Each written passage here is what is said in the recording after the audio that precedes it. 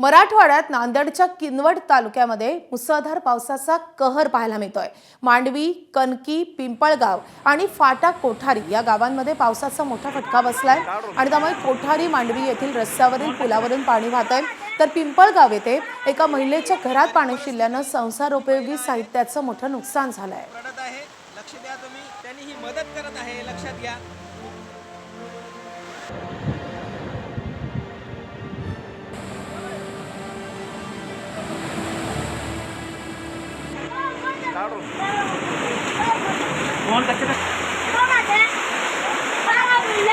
गरीब परिस्थितीतील ही महिला आहे,